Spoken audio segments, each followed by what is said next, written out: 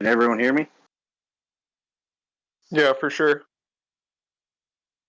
All right. What's up, man? How's your day been? Not too bad.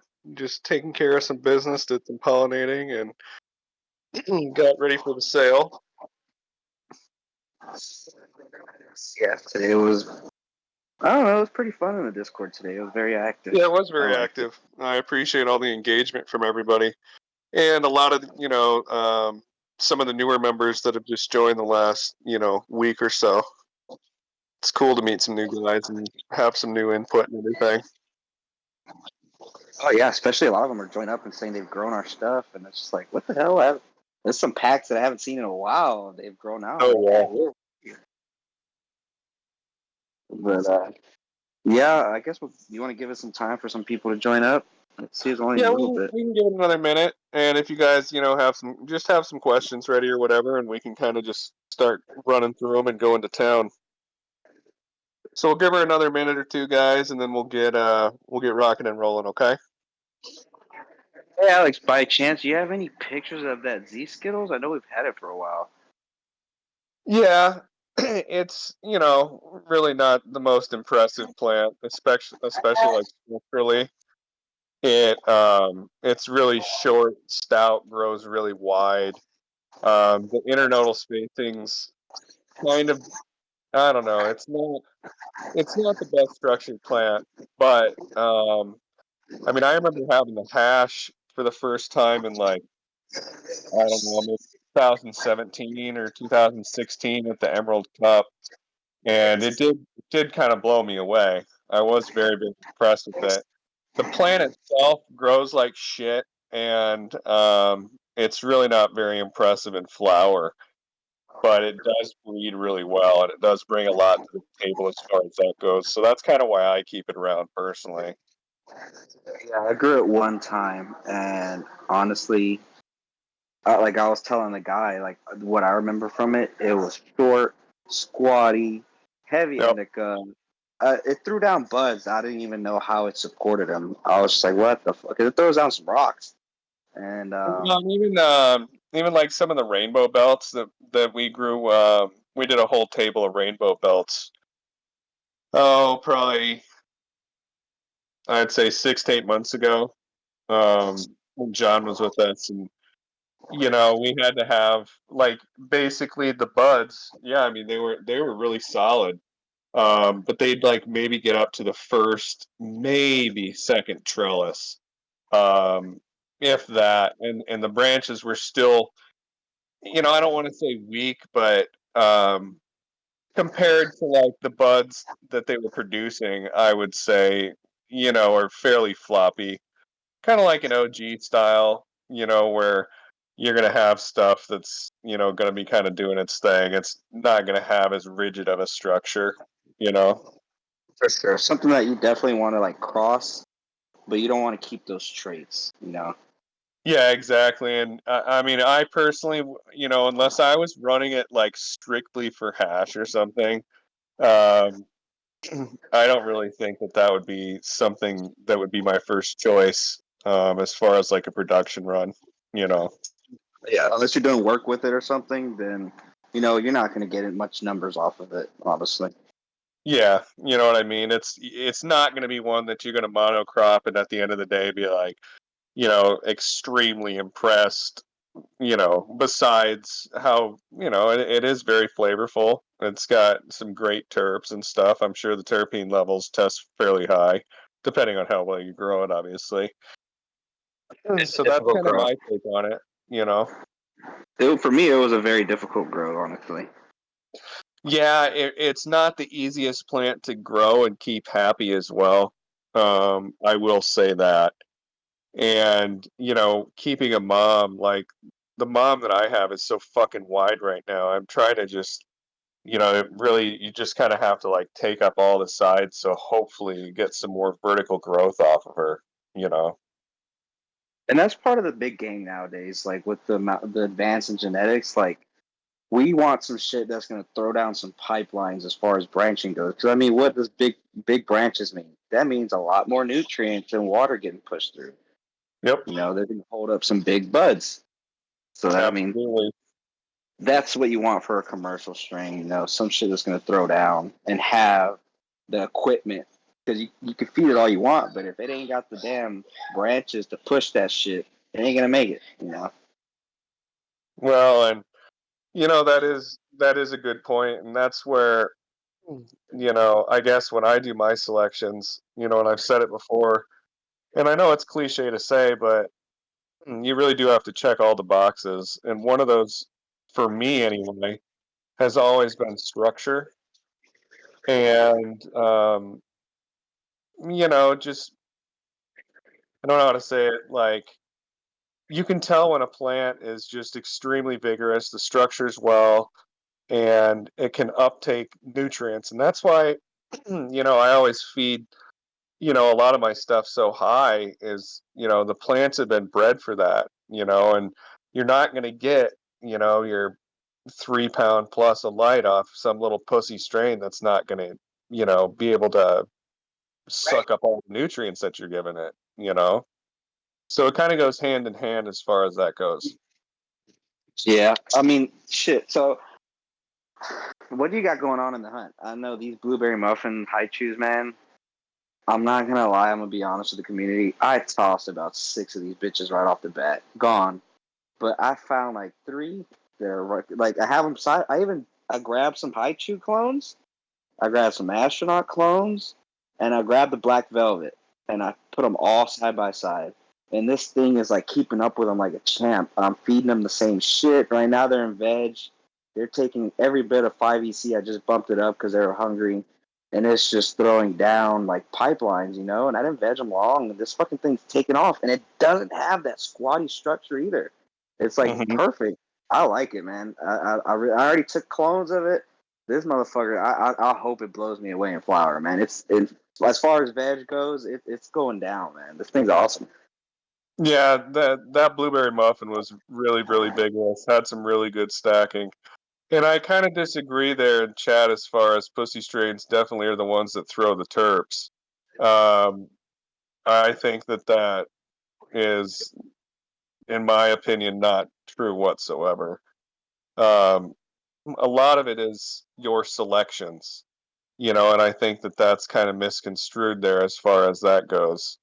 Um, there's been lots of stuff that I've made, or not even that I've made, that I've grown, that's impressed me a lot, and it didn't have to look like shit. If you're doing your job as like a breeder or somebody as far as that goes, you need to check all the boxes. And that means structure, that means terps, yada yada, you know what I mean? And if you're hunting through, like when we do hunts, we'll do, anywhere between like 120 and 140 most of the time, which is usually about a full table. Sometimes it'll be 2 tables, so you might have 200 plus.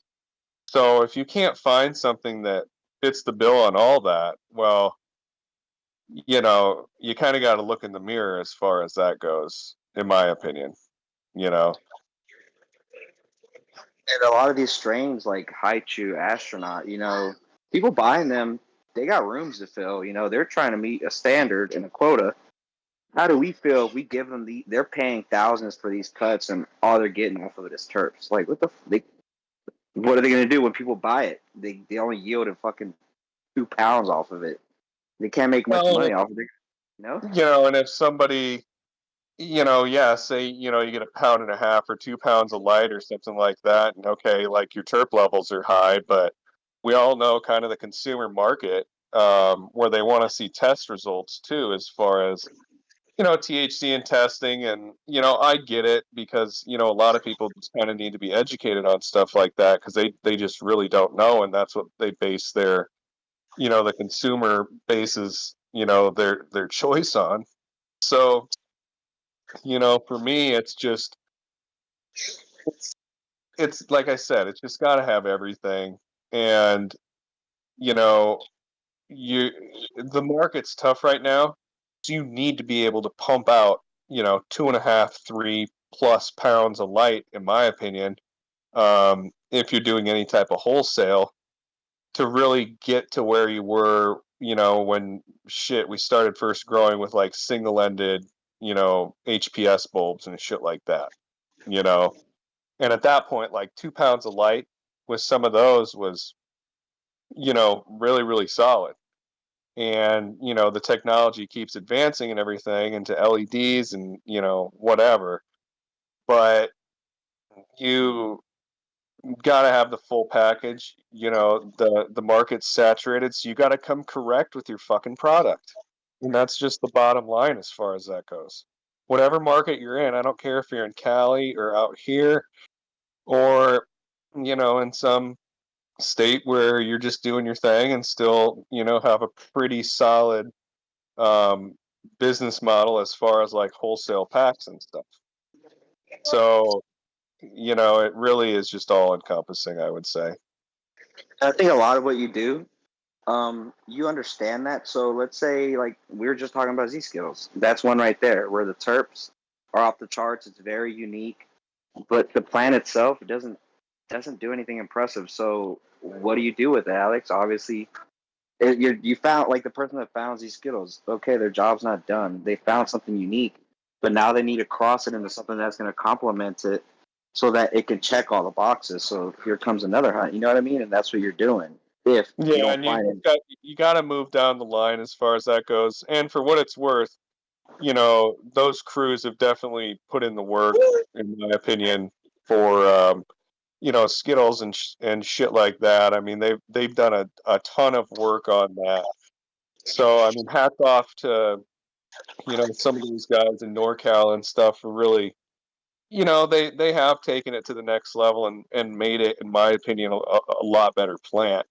But it's also sometimes nice to just, have a baseline platform and then, say, we do something just, off the top of my head, say like we do like a Skittles and then say we find like the blueberry muffin high chew, like a really, really solid fucking fire pheno, and, say we reverse that and hit it on the Skittles or something of that nature. So, there's everybody just kind of has their own direction and vision, in my opinion, and that's what I think is so cool about breeding and doing a lot of these crosses.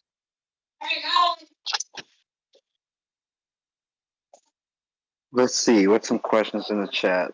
Um, We're Lightning Wolf. We're gonna keep the blueberry muffin high chews kind of under wraps for now, and simply because I only had like one small plant that I had pollinated at the time, and I'm honestly kind of amazed I got as many viable seeds as I did get off of it. So we hooked up a lot of the mods with that, and they're kind of going to town as far as that goes. That would definitely be a line that I would absolutely be interested, excuse me, in working. And depending on kind of the results that we see from that, I would think that that would probably be a pretty promising line. You know, I would say starting maybe the end of the year, early next year, something of that nature. and by all means, the whole pack I ran, I got three that I'm really keeping my eye on, and Hmm. there's probably one or two that I'll choose and send you, and then of course you're gonna run them and see what you think of it. So it's a process. If it ever did get It out, definitely it's gonna be takes a time. process. And if it's, like I say, guys, all the time, like if something sucks, it fucking sucks. You can't try to, you know, fucking, push something that's not going to, be solid as far as that goes. You have a pretty good idea of something that has potential. And, there's been a few things where that I've grown and I've hunted, a couple lines and really just didn't really find anything in there. And at that point, like I said, you can't just really, you know, expect a whole lot of some of the future generations if you're not happy with what you have right there. And that's where a lot of what I do, and I know people talk about, I've talked about this before as far as like line breeding and stuff. Well, we're kind of doing the same thing, honestly, quite frankly, with a lot of these lines. My ties say to then astronaut status to then, whatever from there. So you just keep, making some new reiterations of stuff, keep improving it, seeing better results. And if you're not seeing better results, well, maybe, it's time to kind of move on to something else. And that's just at the end of the day, you just got to be honest with yourself. Like, is this something that I could see really taking off and being very productive for the community? And like I said, checking all the boxes, having a good yield for your customers. That's huge right now. We don't have the luxury of our $2,000 to $3,000 packs that we used to get back in the day. So what do you got to do? Well, let's compensate by, kicking up the yield a little bit. Nothing wrong with that, right? And going from there and branching off. And, some people will do their own thing with, some of these cuts or strains that, either I've selected or they've selected or whatever, and I love to see that. I know a lot of people have asked me, is it okay to breed with, say I select something? Yes, of course. You guys purchased it, you guys hunted it, you went through the effort on it. Who am I to tell somebody that they can't work something? I've really just never understood that with a lot of other breeders, you know. But that's just my personal opinion on it. And I'm not trying to talk shit, but that's just kind of my stance. Let's handle some questions and then we'll get on the main topic of irrigation. We definitely need to handle that one. Yeah. Um, let's see. Big Boy asks, how many variations of a strain do you get from over 100 plus seeds while pheno hunting? Do you find a lot are alike, or is everyone different? Well, they're all really different in one way. Yeah, they're gonna be different one way or another. You're gonna find some stuff that's extremely dominant, like the karma crosses have been really really dominant. So you're gonna see a lot of that coming through. You also will. You'll also see a lot of variation on some different lines, which that can be good or bad. I personally like seeing different variations because it gives me a lot to select from. Now, when you have stuff like, I would say, the zero gravity lines, that's very, very dominant too. So what I would be looking for and what I have done, like with the run zero gravity that we selected, um, I wanted a good like 60-40 kind of runts leaner, but also have gas in there. As you know what I mean? And you're going to have a lot of, really chem dominant plants with the zero gravity stuff. So it might take a little selecting as far as that goes.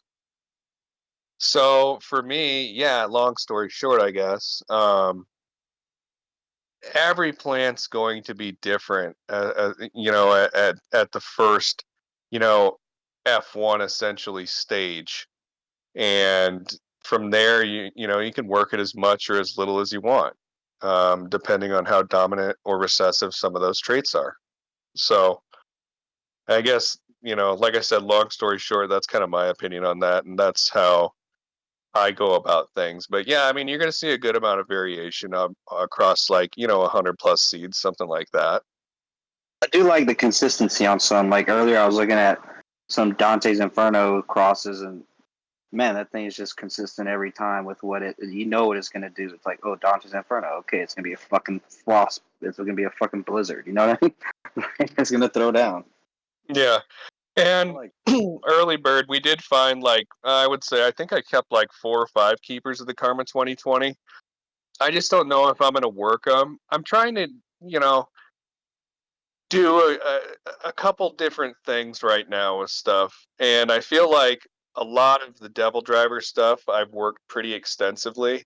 And I want to give, you guys, the consumer in general, not just a rehashed version of something, and I think the run zero gravity would be really solid to work, but I have done a lot of work with zero gravity as well.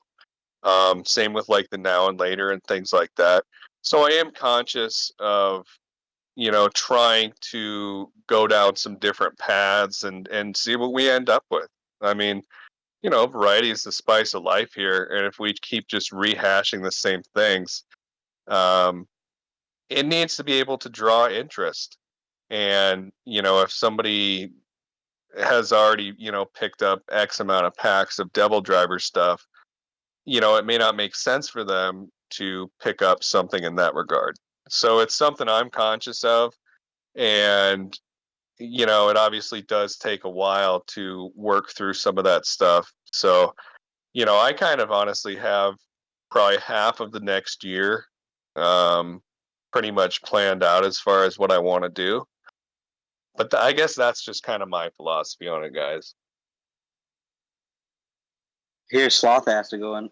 What are some? What are the like? Can you break down the clones as far as the price points, and which ones you feel are just steals? Like the ones out of the 150s, the 300s, the 600s. Just Well, I mean, breaking them right down. now, quite frankly, most of them are steals, man. A lot of it's price due to rarity. And, I know we were talking about in chat, as far as like clone pricing and stuff. And I've said literally since I started selling clones, probably like 2009 or 2010, my prices are absolutely not going to be the cheapest. Okay. I don't want my clones to be the cheapest. I take pride in the genetics.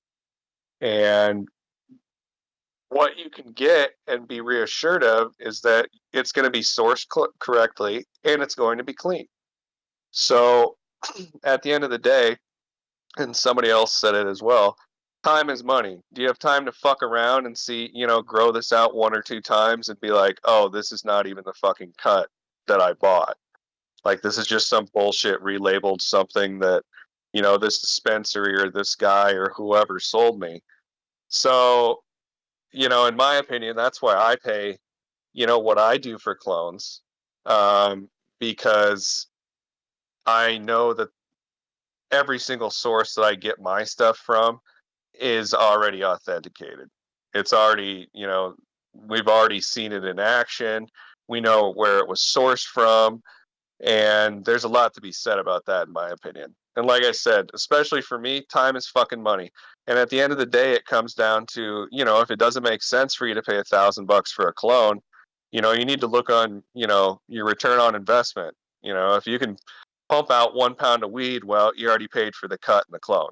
I guess that's how I look at it. So if I'm filling up even a tent, with something like that, and I'm getting, 2 pounds plus, I've already paid for the clone after one round, and I have another tent going or whatever it is. I could have a 40 to 100 light room. Look at the return on investment off of $1,000 clone that's been verified and is legit, etc. And So you I don't have guess, to pay for it. yeah. That's it. You got the clone. You unlock the genetic. Hmm. That's the biggest part. I always tell people like our prices can be a little steep, but at the same time, me and Alex have done it plenty of times for people where we all got lives. Shit happens. Oh, my wife killed the clones while I was gone, or a light fucking fell on my mom, or some shit. And it's like, okay, dude, we'll swap it out. If we don't have the mom no more, well, let's try and figure out something. We'll get it swapped out with something. We're not like can just leave y'all hanging. That's where we're here for you guys. You know what I mean? And Alex takes care of the people. I try, man. I try to have great customer service, and I think we do, at the end of the day. Um, and yeah, I like to get people good, authentic genetics, and I think it does show, quite frankly, with, what we see in the Discord and everything like that. Um, and you guys got to remember, I take pride in what I do as far as breeding wise. So anything that I have there is breeding stock, and I'm not going to breed with some S1 or some bullshit fake stuff. So that's why for me, it's well worth my time to maybe pay a little bit extra, for something that I know is ready to hit the fucking ground running. I can get some moms going. We can get her in some pollination tents or rooms or whatever we're doing. We can get into production rooms immediately. I don't have to go through all the bullshit and time to figure out if something's fucking legit. I can't stand that shit. And if you don't know the people you're dealing with and the company you keep as far as that goes, you might get yourself into some trouble as far as, IPM related issues or, like I said, you think you're growing some fucking OG and it turns out it's some fucking other bullshit. And it's like, well, I was planning to go to the market with OG, and now I got to fucking kind of pivot and rebrand something or, whatever in that instance. Shoot. Let's see. Do you see any more questions up there, Alex? Um, Checking my damn email real quick. let's see.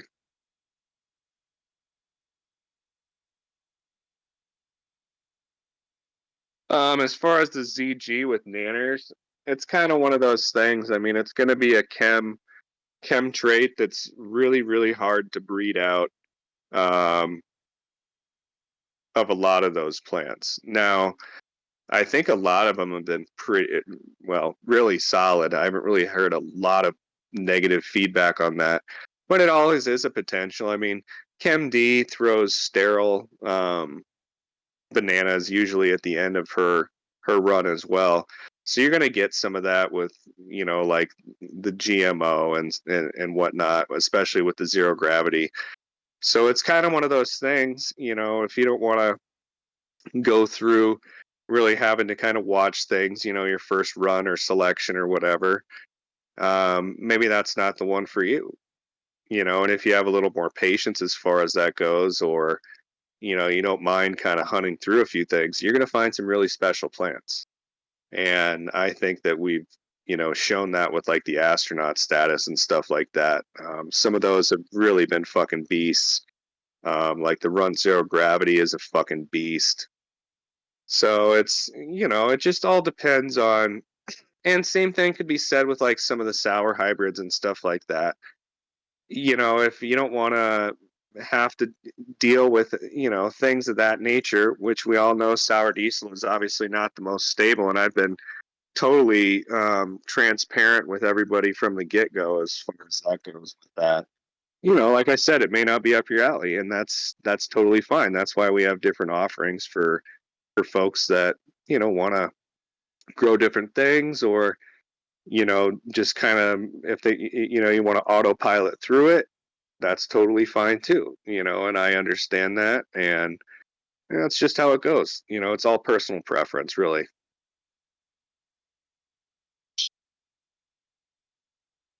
Hey, Alex, you want to talk more on sourdough? I know we got that coming soon. Yeah, I got my buddy, he's going to be sending that, cherry pie, legend OG, and something else back that I had.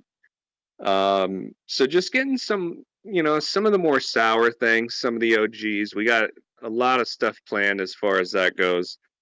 Um, I'm going to do some Loompa headband crosses here that I think will be pretty solid.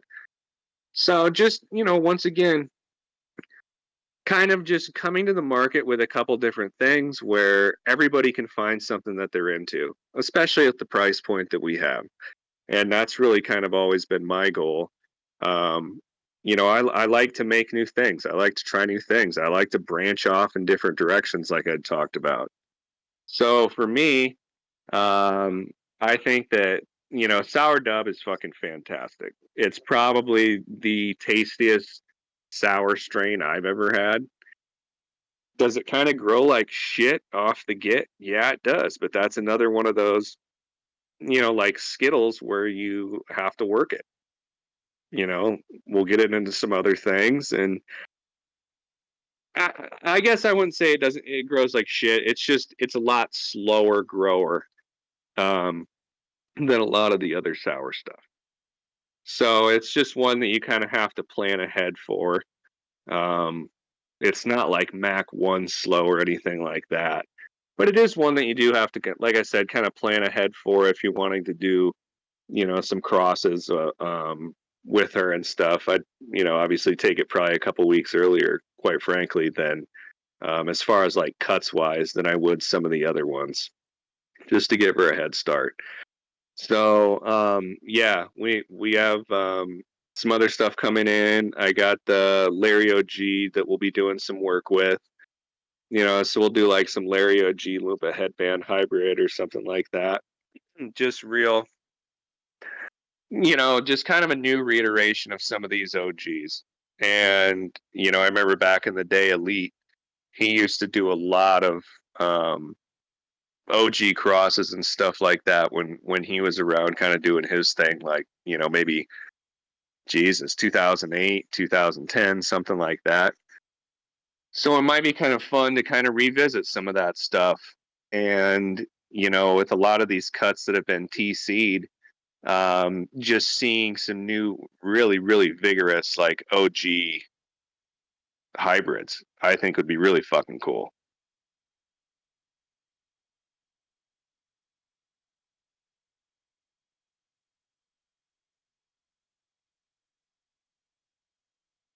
All right, Alex, you ready to get into some irrigation? I've been having a Yeah, fun time we can get in there. helping people. I'd hope this could slow that down. Um, let's see. Let's start from the heart of the system. All right, we got our pump. Let's start with our pump, our main line, and filtration, and of course, flow regulator. Let's start with Okay. that. Yeah, I would say, well, when it comes to pumps are going to be, once again, the heart of the system. So don't cheap out and buy some stupid fucking little bullshit, active aqua, or even some fucking, like, if you're really serious about shit, don't buy, like, some of the Home Depot things as far as that goes, whatever. I like liter pumps and I like dab pumps. And what's nice about those guys is that they are pressure regulating. So that thing will pump as much water through as you fucking need, depending on your irrigation system. So you don't have to sit here and really toy around too much with like your PSI and things like that. Saves you a lot of fucking time and energy, and you really just don't have to mess around with that. So I think that that's a big plus. Now I know that that's a fairly big expenditure for a lot of people, and I totally understand that and can appreciate it. But like I said, that's going to be the heart of your system. So invest a little money. Like if you're wanting to actually have, kind of a hands off, for the most part, irrigation system, these are some things that you do need to think about, and those mini dab pumps are great. Like I said, liter pumps, they're going to be, cheaper than the mini dabs. But those are fantastic as well. And that's also why I don't really use pressure regulators as far as that goes, because that system is going to regulate the pressure for me because I have pressure compensating emitters. So what it's going to do is it's going to charge the line to the actual PSI that I want, and then it will disperse, through the main line, going to the emitter, going through your spaghetti line, and then out your drip stake, or whatever you're going to use as far as that goes. You can use Floraflex caps or whatever the fuck, it doesn't matter. So that's, long story short, once again, that would be one of the main investments that I would make, especially for a home grower that really does want to take it to an automated level. Spend a little money on it and do it right. Don't fuck around with stupid little fucking pumps that are going to shit out in 2 or 3 months. And, you come home from wherever, and, your stuff's looking like shit. Um, your media is just all fucked up. The pH is all fucked up because it hasn't been running correctly, or, just things like that, which does happen. As far as your main line goes, it all depends as far as 1 inch or 3/4 of an inch. It depends on how far your line is going, Yeah. what kind Yep. of emitter you're running, how big your zone is. So a zone is basically a zone of plants. There's basically a section. How many plants you're running, how many emitters are going into each plant. It all depends on that. So it's not a one size fit all. We're giving y'all the basics on building it. Now, part selection and what's going to fit your setup, varies based off your setup, because like my setup's not going to fit someone else's. Alex is going to work for something. Like it all depends. Some people run 3 gallons, some people run 1 gallon. Like go put some 0.3 gallon emitters on a fucking 3 gallon cocoa run. See how that fucking goes for you. Like it's not going to go well. You know, it's just too slow. It's going to take forever. You're going to be running your pump like 40 minutes at a time. Like it's just not going to work. You have to understand how things work. And you can do all the math and see like, okay, all these emitters are going to be this, and you know, my total water content over, you know, like a 3-minute irrigation period is going to be this much. And yeah, I mean, you can fucking do all that. And I have done the math, and I have had systems where I've, you know, not had a lot of, you know, pressure compensating emitters and, you know, pumps that can kind of read the pressure and the lines and stuff like that. It's just a lot fucking easier if you let the pump basically kind of do the work for you. And you know, Cajun's correct as far as, you know, your line size. I mean, we use, you know, 1 inch basically coming into all our rooms. Well, at least kind of the R&D spot anyway. Let me preface by saying that.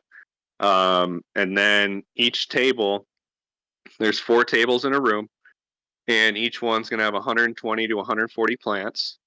And before each table, we're going to have a solenoid valve. So that allows me to section off the room, partition it how I want, you know, say, all right, you know, we're running some new strains, and man, this fucking strain, this table is feeding so much more than the other ones. That gives us the capability of sectioning off 3 of those and only feeding 1 table if we want at the time. So you kind of have to figure out, you know, compartmentalize stuff as far as that goes. Say you have 2 tents. Well, one could be in veg, one could be in flower. Well, what are you going to do? Well, you need to have, you know, some type of solenoid valve or, you know, whatever, as far as like a manifold where you're able to, you know, feed this tent this and this tent this. And, you know, like I said, just be able to compartmentalize and just break it down very simply. It's really not a huge process to kind of think about it. And once you get your process down, you can just duplicate it and it'll work for you. Use some of the Netafim stuff. Use their inline filters. You know, use their pressure compensating emitters. Use their spaghetti line. You know, and for me, I use specifically Netafim and Jain irrigation, Jain. So for any of my tees, any of my elbows, these are nice fucking beautiful little um locking elbows that Tech I lock. use for everything as far as that goes. They're fantastic. Use them. Tech locks. Everything else fucking leaks. Tech Yep, locks, yep, please. exactly, dude. So And they're a bitch to get on, but they don't come off. They're one and done. If you have problems with it, get a heat gun, heat up the line real quick. You could push the yep, lock in. yep, that's exactly what you do. You just get like a little heat gun. You know, I just honestly sometimes I can just stuff them on there. But it will fit a lot better if you just have like a heat gun or something you can heat up the end of the plastic with very slightly and just throw that bitch on, and you basically screw down this little black piece that'll lock everything in place. And you know, like we were saying, it really does depend on your pot size with what type of, you know, flow rate you're looking. 0.3 GPH emitters, and but you got to realize I'm in 1 gallons all day, so I want to feed the fuck out of these things. Now you can, you know, go to 2 gallons, 3 gallons, and just, you know, up the emitter size as far as that goes, and still have amazing results. So, you know, it's really all about what you're comfortable with, your pot size, how many irrigation events you want to have per day, what kind of dry back you want to do. These are all very personal choices um, that you guys got to think about when you're designing your irrigation system. Oh, here's a main one. Is a 1/2 inch, 3/4 inch, whatever. Like especially with these like tech locks, you have to understand that it goes off the measurements of the diameter inside the line. Just because you have a 1/2 inch line and you're trying to put a 1/2 inch tech lock in it doesn't mean it's going to fit. The diameter inside is what matters, whether it's 0.5 millimeters, whatever. You have to measure the diameter because not everything is specific. Some of these manufacturers, they'll make a 1/2 inch tech lock and it's 0.59 millimeters wide on the barb mouthpiece, which is a little piece that opens up. You're not going to fit that unless you stretch the fuck out of that line. So you have to understand that you have to measure the inside of the diameter of the line. Unless you already know which ones to buy, make sure you measure the line inside. 1/2 inch tech lock and 1/2 inch line does not mean it's going to fit. You know, it goes off of millimeter sizes. It's very specific. So Yeah, shop and that's around. another thing. Yeah, people are going to have to realize is, stuff like Netafim, a lot of that is metric. So you need to do a little homework as far as like, okay, this is going to fit in this, or, like we were talking about, say you get a 1/2 inch um, tech lock or whatever, and a technically a 1/2 inch Netafim line. You might, like we said, you might just have to heat up the end a little bit and stuff that son of a bitch on there. Make it work. Get her fucking going. And it might take a little trial and error, stuff like that. God knows it's fucking taken me trial and error over the years as far as designing a lot of these irrigation systems. And every Yeah, time you do another one, you fucking learn more and how to do it more efficiently. you So got so many fittings. I got so many fittings, dude. It's not even funny. oh, dude, me too. I mean, we had literally have a whole fucking goddamn room of fittings and stuff, and you'd be amazed like how many times they will become relevant. And you'd be like, God, I wish I had one of these. Well, let me go check the fucking storage area, and by God, you got something there that'll fucking work. You know. And also for a lot of you guys, here, and I'll put this down in chat. This is who I use if I'm not doing like literally a wholesale order through our actual Netafim rep. Okay. This site has, and I put it up in chat just now, guys. Um, this site pretty much has everything you'd need as far as fittings, line. They have all the Jane irrigation fittings that we were talking about, as well as Netafim main line, spaghetti line, tripper stakes, emitters. It's pretty much a one-stop shop as far as irrigation goes. Now, I don't know if they sell pumps or not, but you can easily find some of those. So I would definitely encourage you guys to, take a peek at that site. And it's really not that complicated. I mean, really what we'll do, like, especially on a table is, we'll have a T fitting and we run two fucking, 1/2 inch main lines down the fucking table and pop a bunch of 0.3 GPH emitters on there, pop some spaghetti line in, two fucking 90-degree steaks per 1 gallon pot, and bam, there you go. And then there's also some nice Jane irrigation screw caps. So like at the ends of the line, you can, like we were talking about, you can heat those up, and you can put these nice little oh, basically they're little screw off caps, so you can just kind of like unscrew them and drain some of your lines. And we'll do that, maybe 2 times, 3 times a week, something like that, just to avoid some salt buildup, just to keep the lines healthy. As if you're during the flower session and you have, 12 hours of shit just kind of sitting in your lines, essentially, you might have some fallout, which is going to fuck with your emitters. So it's not a bad idea to have some of those screw on caps, in my opinion, at the end of the lines. And just every now and then run some fucking water through them, or, a little bit of nutrients or whatever, just so you can kind of get some of the shit out in the lines. And that'll really help you as far as keeping your emitters and stuff clean. Yeah, that's what I do. I have a T valve. Well, not I have an elbow. So my one side of the elbow goes to the end cap where I'll just run some hot water through it. and it's not going to go in your plants because you're running it through. It's going to flush a line. Those pressure compensating emitters are not going to open up unless there's a certain amount of pressure. So it's not even going to hit the emitters. It's going to go right through the main line to the half inch. And That's exactly right. Yep. I also have a relief valve on the elbow. So if pressure gets built up at the end of the cycle, the irrigation event, it'll bleed off that extra pressure because you don't want anything to airlock your pump. That's a pain in the ass and it's a lot to deal with. And unless you know how to identify it, you won't know that your pump's airlocked until it's too late. You really won't. You're gonna fuck some plants. So you have to Yeah. have something to deal with that pressure.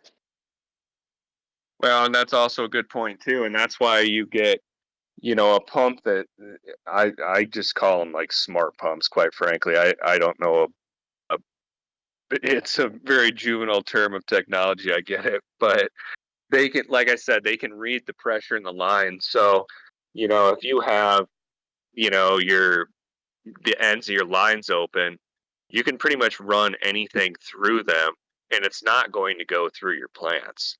But you have to realize when you say you screw the end caps back on at the end of your lines, you are going to have a certain amount of stuff that's still going to be in that line. So, it doesn't hurt to maybe, run some nutrient solution, out the ass end after you flush it out or something like that. So that line is basically charged with your solution that you're wanting to then immediately give to your plants at that point. And the Unless you want next to give them hot irrigation cycle. Yeah. And this also works for rock wool.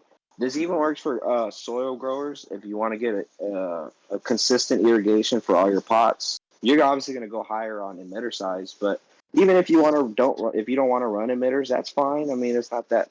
But if you want a consistent watering cycle, you need to run pressure compensating emitters.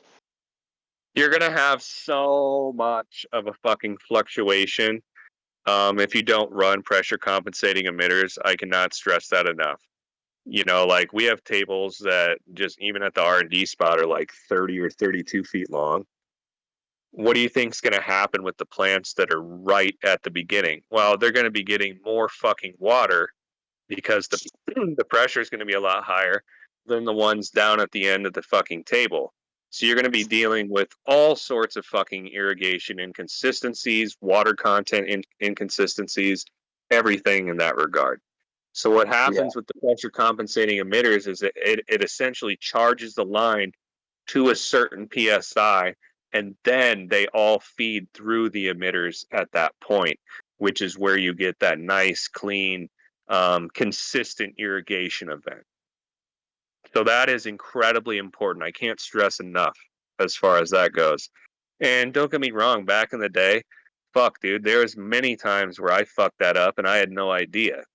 You know, Granted, this was quite a while ago where a lot of this information wasn't as readily available. Um, but it feeds so much more consistently. Like I can't stress that enough.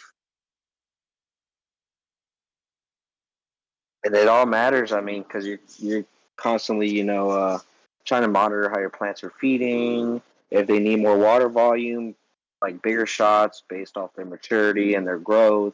You wake up every day. You wake up. You should always go look at your plants prior to the first irrigation event. You should see how far they dried back over the night, and you can either add another shot, a maintenance shot, towards the back end so that they're not dried back as much. Or if they're too wet, you can maybe cut off that maintenance shot at the end or lower the volume on your last shot for the first phase. There's so much you can do. You have full control. People make this very complicated, but it's not. You're literally in charge. So you have to treat it like such. You can do whatever you want with it, But you have to pay attention to what's going on with your plants. Well, and like we talked about last time, I think a good thing for people to realize too is, you can build EC and, you can feed a little bit less on your irrigation events, have more of a dryback to drive that EC up, or, you can feed a little more frequently at a little bit higher nutrient point and you'll still achieve a lot of the same results. Now, granted, you might have some pH fluctuation as far as that goes, but it's really all about how you guys want to schedule your irrigation events. Ours will start feeding. It really depends. Usually about an hour to two into when the lights turn on. That's when the plants first start really kind of metabolizing stuff and get ready to rock and roll. So you want to be able to get to that point where, when your plants are, waking up, kind of getting ready to do their thing, you don't want them just insanely bone dry. You just use a little discretion. You want to, I don't know, for me and the way I run stuff, and I'm just saying that this is just how I do stuff. So I'm not saying it's right or wrong. Everybody has a method to the madness here.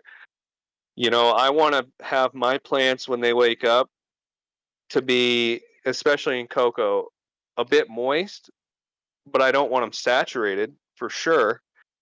And I don't want them extremely dry to where the plant's, really struggling or even like, wilting a little bit or anything like that. So that's kind of where it's going to be very individual based with a lot of your irrigation events, how many times you feed a day, things like that, how frequent, like as far as the time fed and things like that. Now, once again, I'm in 1 gallon pots. So my irrigation events are multiple times throughout the day. I like to keep the media pretty consistent as far as the EC that I'm giving them and the pH that is coming in, because then I know that I'm not having huge swings, and I know that the center of like the rhizosphere and everything that the plant's feeding off of is proper. I don't like guesswork as far as shit like that goes, especially in large rooms or anything like that. I don't like huge swings. I know a lot of people that do like huge swings. That's totally fine. That's your prerogative. But, that's just not how I personally like to run stuff, you know? And I'm not saying, once again, that's right or wrong. That's just kind of where I'm at. And so I was looking at some Athena stuff on like the irrigation cycles as far as drybacks goes. I thought it was so bullshit. You cannot judge a dry. You can't follow someone's dryback routine. You just can't. Every genetic's different. They like different saturations. Um, and personally, with your lifestyle, like me, I'm always gone. I'm always busy doing shit or at work. I'm never home, dude. I have a cycle I like that I run to where my plants are always getting fed in a proper way that they don't dry back too hard, but they dry back just enough where I stimulate that root growth and they stay happy. I don't have to worry about shit being deficient. If it is deficient, it's a quick fix for me. None of the bullshit. I'm not pushing hard ass drybacks. Like that's for people that are in their room all day monitoring that shit. Like if this is fucking like this is their life right here. Like because you can fuck your shit up really fucking fast. That's high risk, high reward type shit. You know what I'm saying? You got to figure out Yeah, what you so if want you to do. really don't know what you're doing, or I don't mean it like that because I don't mean it negatively. It's definitely a learning process, guys. So, if something fucks up, don't get down on yourself as far as that goes. Just learn from it. And you will find what works best for you, your light, your plant, as far as how it metabolizes and it's transpiring and stuff like that. Um, you'll catch on very, very quickly. If you guys have even had one successful grow, you kind of know what's going on. You're not dumb. And so it's just kind of one of those, um, reading the moisture levels of your plant and how you want to do it. Like I said, I personally like to just feed a little bit higher than a lot of people and keep it pretty consistent in the root zone, not have massive spikes on EC and things like that. Now, sometimes, I will have more of a dryback if I'm trying to get the plant to really, take off and have those roots really try to search, for moisture levels when they're kind of getting repotted and things like that, especially in cocoa. But to each their own. You know, there's more than one way to skin a cat, I guess, at the end of the day. But you just do some experimenting, see what works for you, and really that's what it's all about. Here's a good one, Alex. I had all these plants. There was like two that weren't happy. These two that weren't happy because they were hungrier than the others, they were bushes. I mean, they were full of fucking foliage. So I come in my grow and I'm like, Jesus Christ, I can't do anything about it. All these other plants are happy. I'm pushing their limit, and these two want more. What can I do? I was like, if I up the feed, all these are gonna get pissed off just to keep these two happy. So I was like, fuck it. You know what? I'll work around it because there's multiple ways. It's not just we always talk about upping the feed, which is usually the quickest solution for most of you. But if you're pushing your plants, sometimes you can't up your feed if they want more. If you have other plants that you need to worry about. So what I did, I just defoliated the shit out of the ones that were hungry, and I dropped the humidity just a tad bit, so it made them transpire more and bring up more from the roots. And what that did was Great that idea. foliage. Yeah, Yeah. that foliage, man. You got to understand foliage is live tissue. I don't care if it's being used or not. Plants have to deliver nutrients to tissue for it to stay alive. So where does the nutrients come from the roots? As it goes up, all the nutrients is getting dispersed to this lower foliage that I don't fucking need because I'm not growing buds down there. I'm growing buds up top. So I fucking removed it all.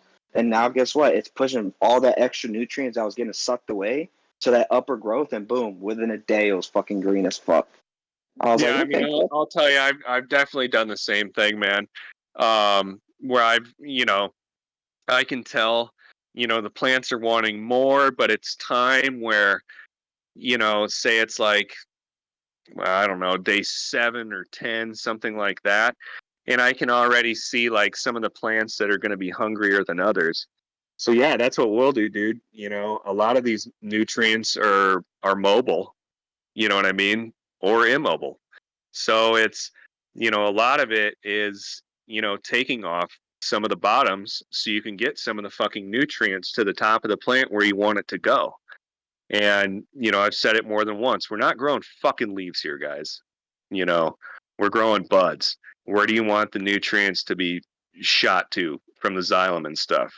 Well, right up into the fucking bud sites, the top of the plant where you're going to be, seeing your best yields. And that's where obviously your top colas and things are going to happen. So that's a very good point. And that is something that we do as well.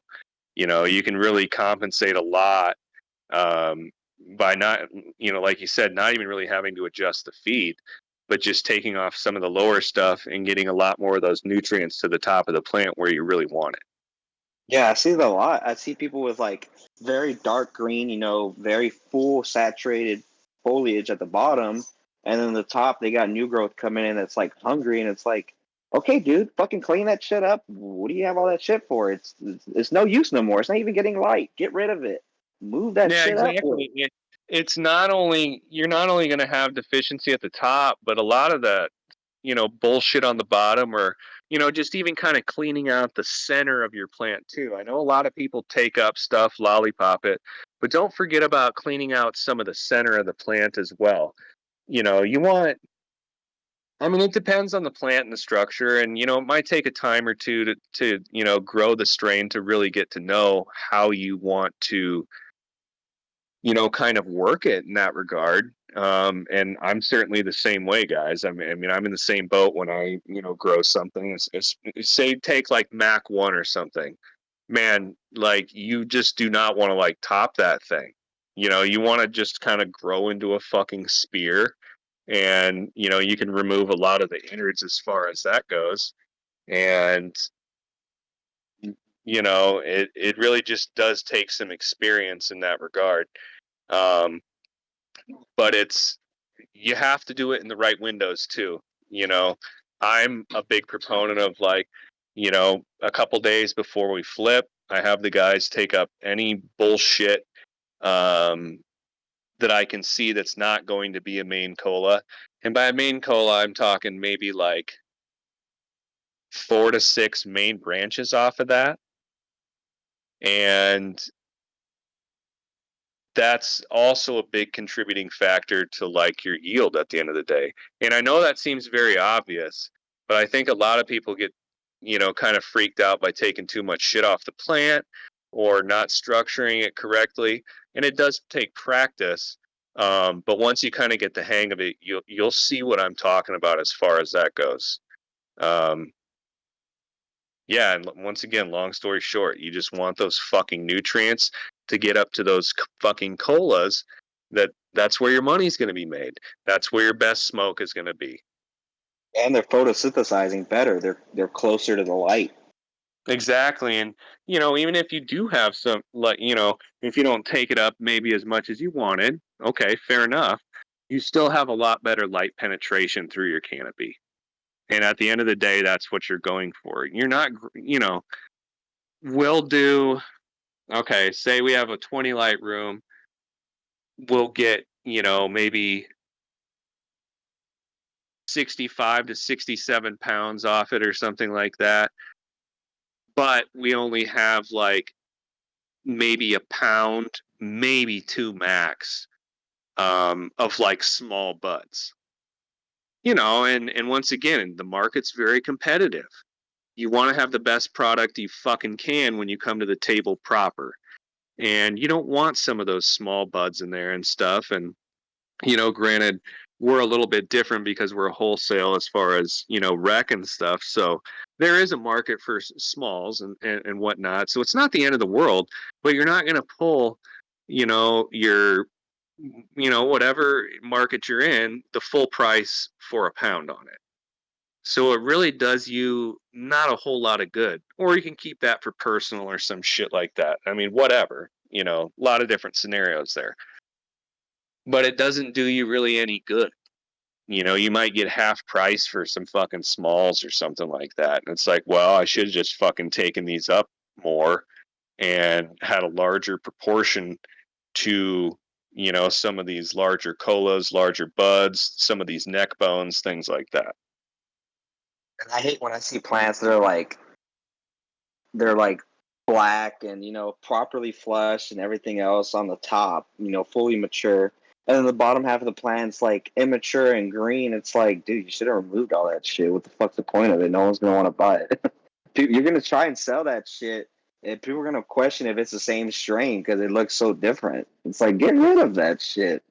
Yeah, exactly. And Big Smoke, like I said, I do understand there's a market, and especially, with how many lights we run and everything, there's a client for everything. But for me personally, I'm not trying to grow fucking smalls. I don't want to see that shit. I want some nice fucking neck bones, um, and some nice colas, good density, weighing proper, and really just not have to fuck around with that, because now you're talking about like labor costs too, going through all the fucking smalls and shit like that. And it all adds up at the end of the day. And if it could add up into something that's going to take less labor cost and give me a better price point, I'm going to do that all fucking day. How many tops do you shoot for per plant? That's what Greatest to Forever asked. I mean, it really does depend on the strain. Like I said, guys, I'm usually like a 4 to 6. Like, it'll be very natural when you really just like look at the plant and see some of like the branching off of it. You'll see your main colas. Like, look towards the fucking bottom of the plant. You'll see your main stalks there, and just work off that. Yeah, you'll see it in veg, like those little side branches that come from way bottom of the stalk. They're not going to be at the height of the other ones, and if they do, they're not going to get that big. It's just not worth it. And I know a lot of people get freaked out by taking off too much shit. And like I said, at the end of the day, almost all the time, and I even do this too, guys. So I'm not talking shit or trying to toot my own horn or anything whatsoever. I'm always like, damn, I should have fucking taken that up a little bit more. Yeah, or clean it What up I better. mean? Go So it's harder. kind of one of those things. You live and you learn. And say you run these genetics for a year or two, you'll get to the point where you really know the plant, you know how to work it, things like that. I even myself, like, I don't expect the first time I run something, I know what the fuck I'm doing really at all. I'm kind of just playing it by ear with, methods that are pretty tried and true for me anyway, in our team. And like I said, you just kind of go from there and you do the fucking best you can. And then next time you just try to improve. Like, okay, I'm going to take up a lot more of, like side branches, or like, there was a lot of light that didn't get through the canopy. Okay, I'm going to defoliate a little bit harder because these leaves are fucking massive, or just anything like that. Take some notes, jot down things so you remember stuff like that. And So it's the not a next waste, time you can right? fucking hammer it out. It's not a waste. Those lower branches that we cut off, those are perfect clones in case you got a keeper. Just Yeah, oh, absolutely, dude. You know what I mean? So it really, and what I'll do is, okay, so I will do, I'll remove lowers, oh, I'd say a couple days before I flip. All right, then we'll flip. And day 7 to 10, you'll want to do kind of some scouting, seeing what you're looking at. You could even probably remove some more lowers there, depending on how hard you're going. Um, and I would say even up till almost week 3, usually about like day 16 to 18, you want to have your shit fucking straight. Because otherwise, your plant's going to start throwing pistols on the bottoms, which that means they're putting energy into those, and you want the energy to go up to the tops, obviously, right? Okay. So there's usually about 3 times before day like 16 to 18 that I would be looking at my plants. Do I need to, do more? Do I need to take up more lowers?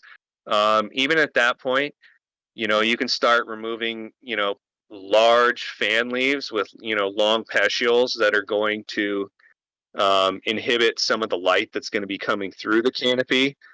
And, you're going to want to keep monitoring that, probably every 10 days, something like that. It's not just like a one and done. If you really want to like crank shit and like really get your yields to where you need to be, you really need to be assessing your plants every single day, reading them. Like I said, looking at some of the larger fan leaves, like, okay, well, this is a main, but this massive fucking fan leaf is over the top of this. Well, get that fucker out of there then. You know? yes, having too much lowers can cause harms. They're not getting light.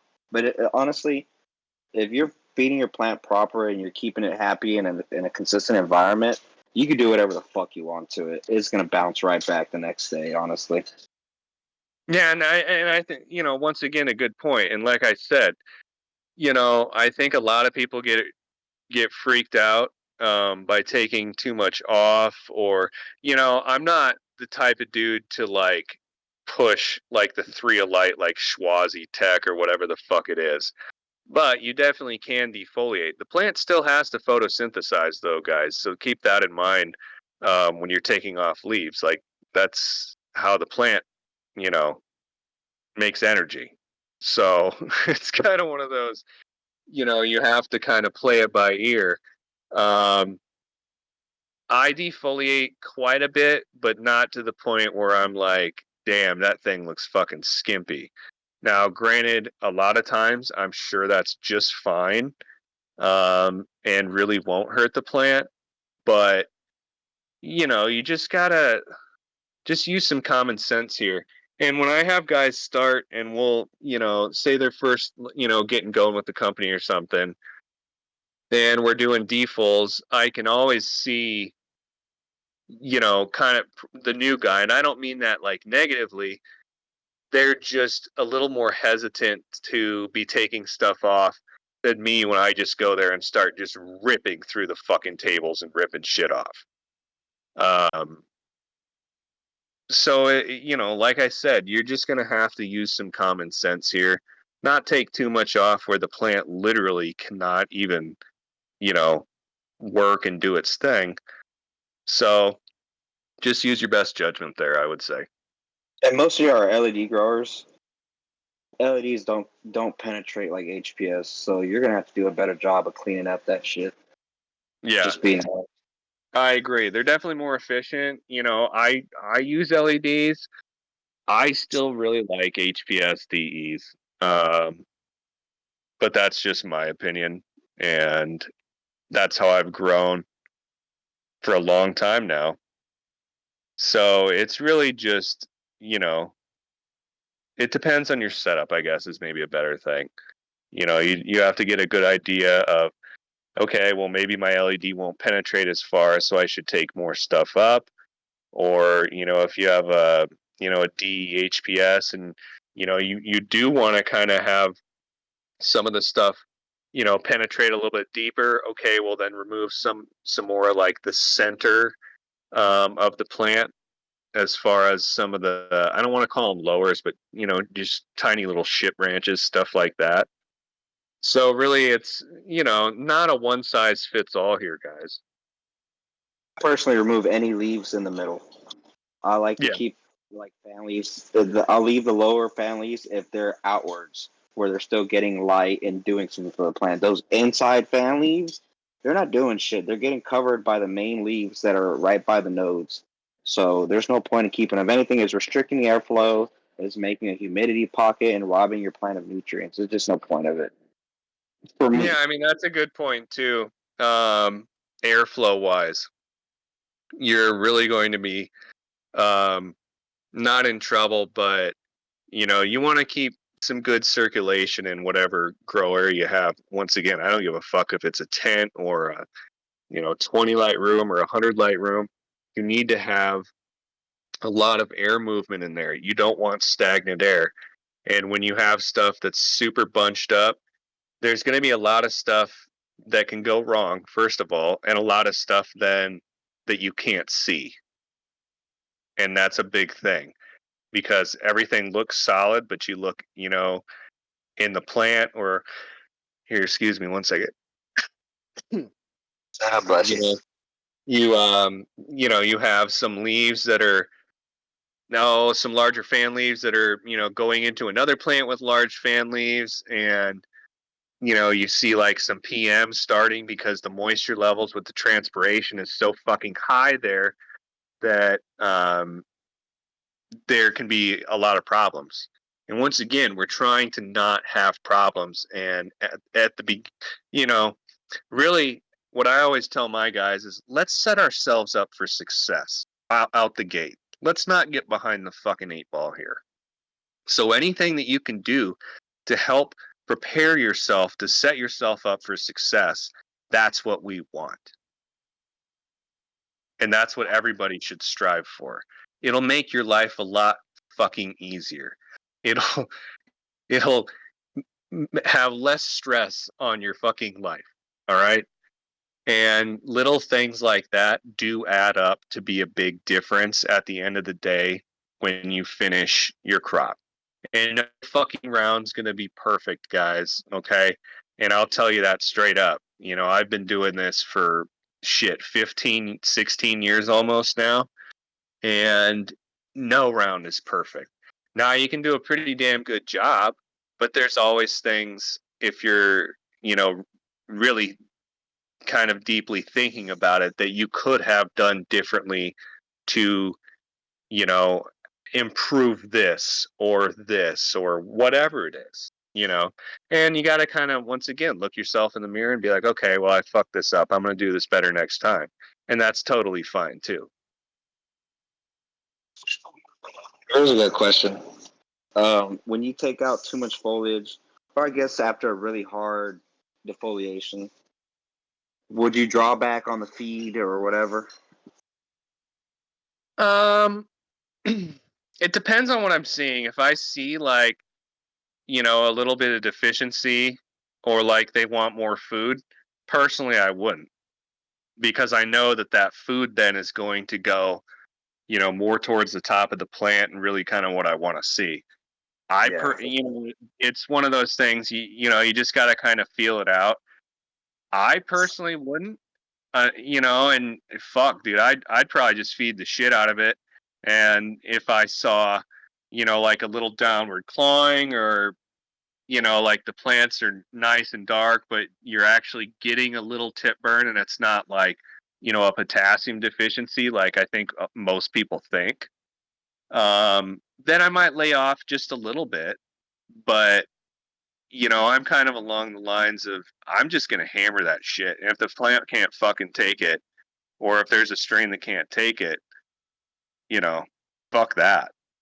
Oh, well, Yeah, I yeah, you know personally, what I mean? yeah, I do the same thing. But I'll personally, after heavy defoliation, I'll dial back on the light a little bit because I don't want to demand so much photosynthesizing from a lot less leaves. So I'll dial back on the light, let her kind of adjust to the new foliage, and then I'll crank it back up. You know what I'm saying? But that's me. Usually I won't. for me, now that you say that, so what we'll do, bro, is maybe we'll pull back on the CO2 a little bit. You know what I mean? Um, that's kind of really what we've been doing for the Let it last cruise. couple years is, you know, say I'm Yeah, running let it cruise. 1400 plus, you know, CO2, might back it down to like 800 to 1000 just to kind of allow the plants to metabolize and like do their thing again. And then we'll start cranking again after that. Yeah, let it cruise for a little bit, recover, and then boom, time to hit the track. Yeah, exactly. Yep. Yep. How long? It really you got to watch your plants. Every plant recovers at different rates. That's why I hate topping because fucking plants recover at different rates. It's hard to judge when they fully broke out of that little fucking shock.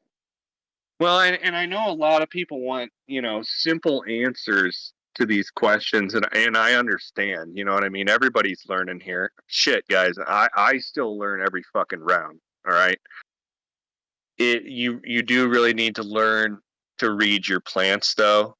You know, and I've said that time and time again, you know, the nutrient schedule that something is, you know, on the back of a fucking bag or, you know, gallon jug or whatever the fuck it is, it can get you into the ballpark. All right.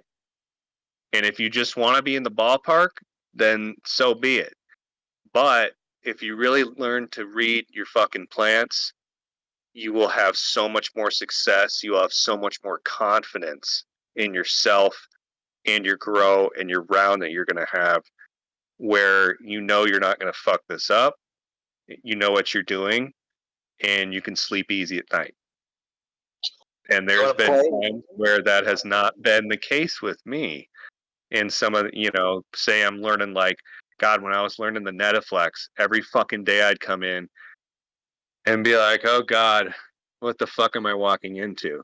That's a shitty feeling. You guys don't want that feeling. You know, you want to be very confident in what you're growing, that you're going to have a good product that you can go to market with that's going to sell well, and you guys can provide for yourselves, be it monetary or smoke or whatever it is.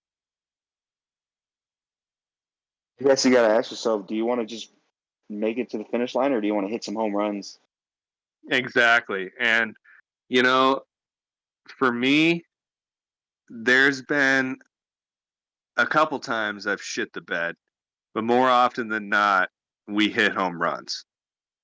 And you know, it's like anything, you know, fucking stock trading or whatever. You know, like there's going to be some times where you shit the bed. Well, you learn from it, and you don't fucking do that again and fuck that up. You know, it's as simple as that. Um, you know, I can sit here all day and you know say my experiences, but like I said, guys, these may not be your experiences, and that's totally fine too. You just have to find some stuff that works for your setup and how you want to run your garden. You know, at the end of the day. How do you feel about topping, Alex? I mean, I top all my shit. You know, it's like we're getting ready to flip a room here. Oh, I'd say within the next week, one of the 20 lighters at the R&D spot. And what I'll have my guys do, I we have some of the metal support beams. They have like a crossbar, okay, and I think there's three of these on the table. Actually, there's five because they're at the end. Um, So we'll have a trellis on the first one there. And, it's probably, I would say, 14 inches high. Before they reach that, I want every single one of those topped and every single one of those fucking plants. Like, I want to be able to look down that 30 or 32-foot table and everything is the same fucking height. So I'm a big proponent in topping, and once again, it depends on the strain. Like stuff like Mac 1 fucking hates it. And how do you know that? Well, you fuck it up, and then the next round you don't fuck it up, and you can kind of see what works and what doesn't. So for me, and once again, this is just how I do stuff. I'm gonna top it. I want almost every single one of those goddamn, um, little 4x4 trellis squares filled up with, maybe not a main cola, but some of the neck bones or offshoots of those main colas coming up through there. So that's just kind of how I do stuff. I like topping. I think it'll keep stuff more consistent. Now if you have something that's 3 feet tall and something that's 1 foot tall, and you're basically taking 2 feet off, this fucking massive plant, don't expect those things to grow at the same rate or anything of that regard. So, once again, just kind of use common sense here, and when you're planting, you want your clones to be as consistent as possible, obviously. Once again, common sense. But I'm amazed at how many people don't do that. To me, that's just, very, very basic shit. That or hunting, if you want to see the structure. Yeah. Yep. Then So, don't I mean, top. that's what I do. I'll basic, like 14 inches. That's when the first trellis goes on, and I want lowers removed by the time they get there. I want those things fucking topped to the point, like I said, where I can just look down there like a fucking laser beam and everything is absolutely perfect. Top wise, perfectly straight. Give it, 5 to 7 days, something like that, and fucking flip it, rock it out, crank that shit, fucking get her going. Yeah, because we're trying to harvest buds. That's right. That's right. Once again, guys, we're not growing fucking leaves here, okay? Shit, anybody else got any more questions? Irrigation, shit, clones, whatever.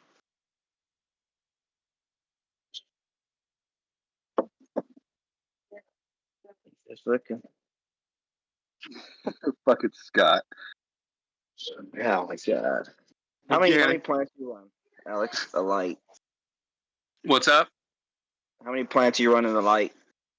All That's right. what So, I mean, I get asked that a lot. That's not personally how I go about, like, calculating, how efficiently to do something.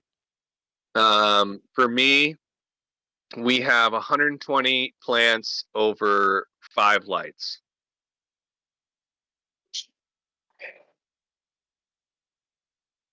So you're looking at about 24 per light. Granted, we have a high plant count, guys, and I'm in 1 gallon cocoa pots. So that may not be a one size fits all type of thing. And honestly, if I would have a sixth light, basically it's more of an electrical thing um, at the R&D spot. And like I've said before, dude, we pull like 3.5 plus a light on fucking 5-year-old DE HBSs.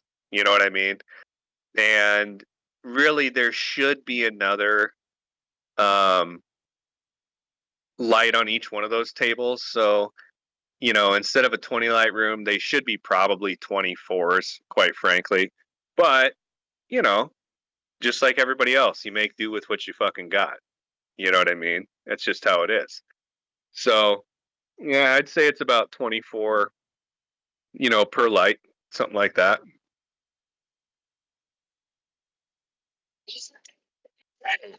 They're 4x8 tables. 5 feet wide trays, and they're not like just your standard 4x8s. These are like custom made tables that we ordered. So they're 5 feet wide, and I think it's 30 feet long, something like that on each one of those. And they're not; these aren't even rolling benches. We could even probably have another one in there, quite frankly, if these were rolling tables. Um, so yeah, you're looking at about 5 feet wide, 30 feet long, and then we'll have four of those in each room. So really, I mean, it could even crank harder, quite frankly. But once again, you work with what you got. Don't really feel like spending another. I mean, dude, some of those rolling tables, like the real commercial ones, you're looking like 50 G's for some of those. So I mean, it costs, you know. You plan to do any work with Wi-Fi? Yeah, definitely. We'll get that in this rotation here shortly. Like I said, I'm gonna do some Lupa's headband, see if I can get that to reverse, and we'll do like some Whitefire Lupa's headband and stuff like that. So I'm pretty excited about that too. It's been a long time since I've run that cut. Let's see, it's probably been now, oh, 7 years.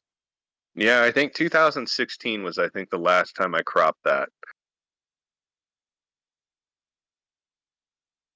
Yeah, I mean, I get casters, but you got to realize these are like commercial, industrial, like tables that, I mean, it's like the stuff like, Jungle Boys have and stuff. These are not just something like they're bolted to the ground, like ram set into the concrete. So it's not something you can just have on casters, quite frankly. Even a and this it's honestly one of our smallest facilities as well, kind of the R&D spot. So you can't really put casters on stuff. You need like benches that actually have like there's these long fucking pipes that run underneath them, and then you can like move the tables and stuff. It's not like actually moving around tables. It's moving around from side to side. The it's I don't know. It's kind of hard to explain. I think you guys know what I'm talking about, though. Yeah. Yep. That's exactly right as far as that goes.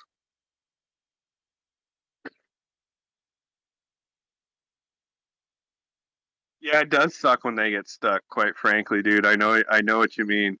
Or like some of the poles get off or skewed.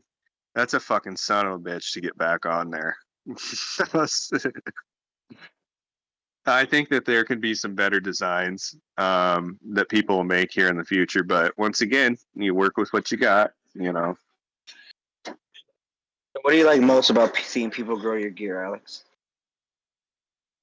I would say really just seeing people succeed and be happy with what they have and what they're getting out of the gear, and them being able to provide for themselves, finding some keepers.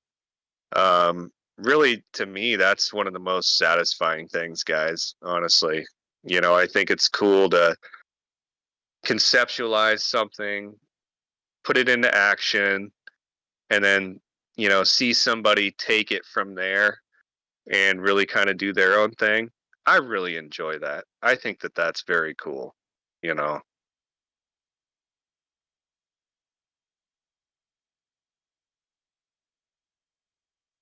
Shit, someone asked earlier, you got any future collabs planned? Um, Tiki and I'll be doing. We're gonna do the headhunter stuff. I have those reversing now. They're not like really really good, so I feel good about those. Um, Not a whole lot of future collabs. I'm always open, but I've said before that's always kind of a touchy thing. Um, well, maybe not touchy is the right word, but it's hard to get on the same page with people a lot of the time. and him and I seem to work together pretty well, and we kind of have the same vision and expectations on things. So I feel like we kind of align in that regard. But otherwise, no, I really don't. You guys, I kind of like to. It's always tough to do collabs, honestly, because they're selling stuff here or through this wholesale channel, and that's fine and whatnot. But it may not generate as much revenue, but it also does generate a lot of marketing, which is really fucking solid too. So you can't just look at it on like a financial basis. There's other things that come into play at that point too, you know. Someone's asking about merch. Guys, I haven't even got my t-shirts yet, so I'll hit y'all The up when I merch, get my t-shirts. yeah, it's been kind of difficult, honestly, dealing with a lot of people as far as the merchandise. The marketing guys that I've had, my first goal right now is just I need a shit ton of bags printed. So that's my first priority. And then we can kind of delve into some merch and stuff. I need to get some new designs kind of ready to go as well. So we can have some new things. But I totally hear you guys on the merch. I want to get some as well.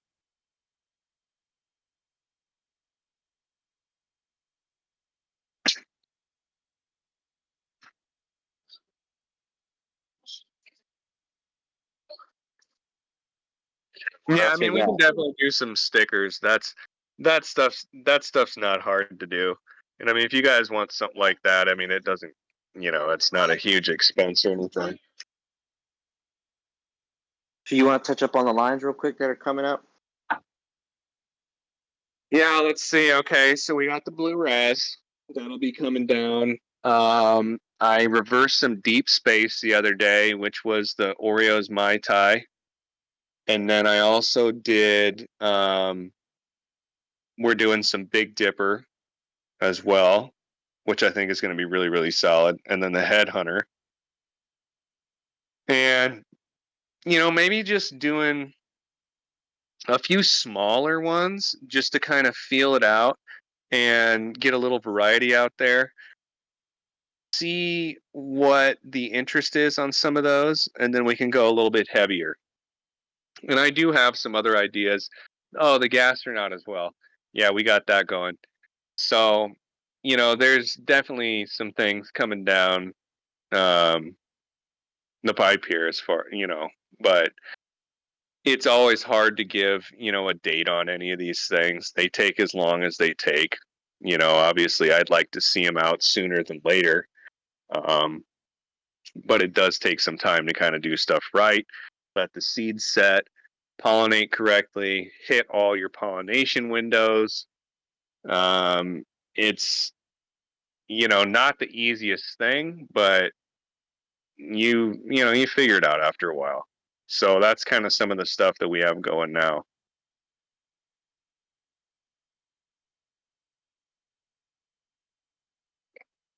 Shoot, I think we kind of touched up on everything. No one has really any more questions. Yeah, I hope that helped, guys. And once again, just to reiterate, as I'm sure all you guys know in here anyway, we do have the 40% off sale, and that does include clones as well. It seems like it's been going really, really solid.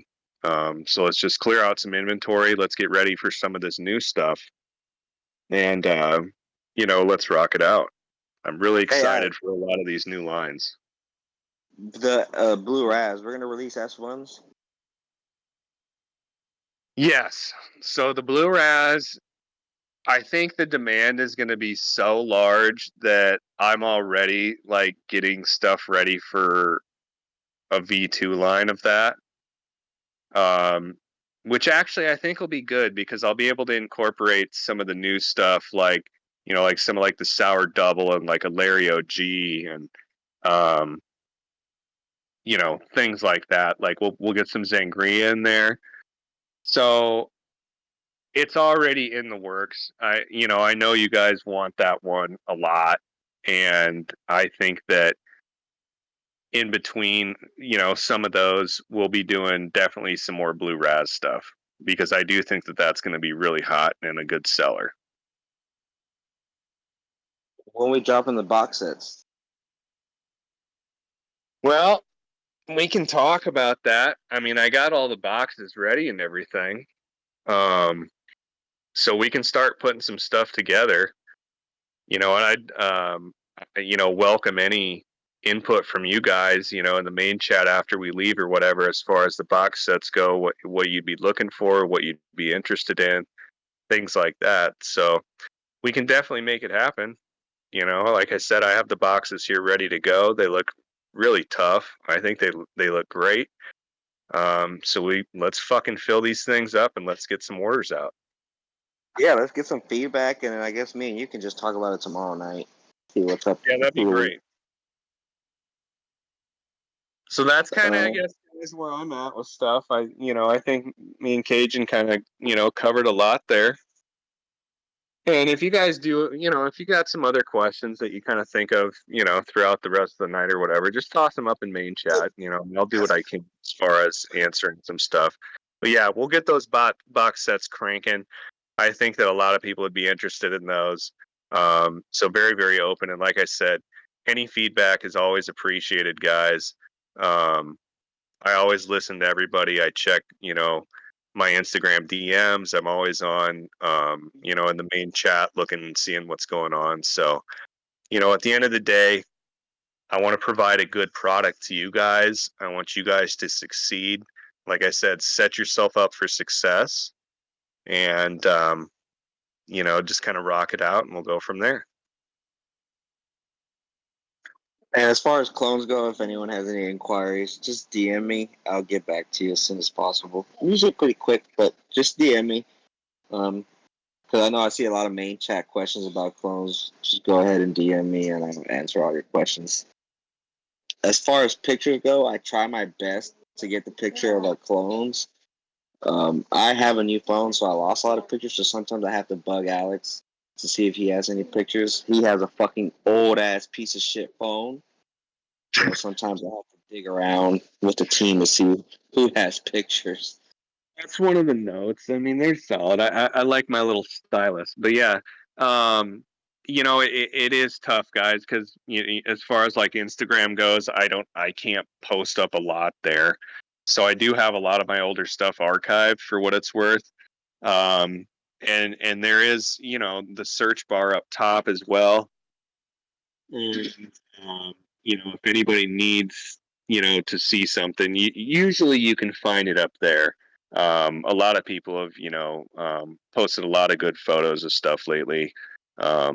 So try doing a search, and if not, you can always reach out in the main chat or something like that, and we can see what we can do if I can find something from either myself or one of my buddies, and we can kind of go from there.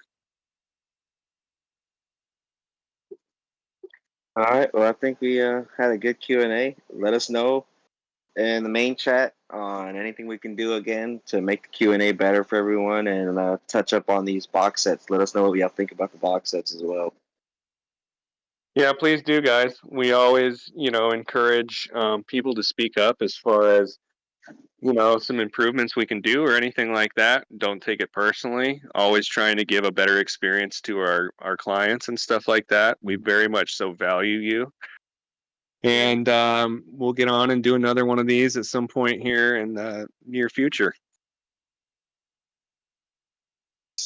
All right. Well, I think that's about it for me. I'm about to go Very have good, a guys. drink. Thank you for hosting once again, Cajun. And like I said, if you guys think of anything else in the main chat, I'll be on here for a little while and we'll go from there, okay? Appreciate everybody tuning in. All right. Good night, everyone. Awesome. Thanks, guys.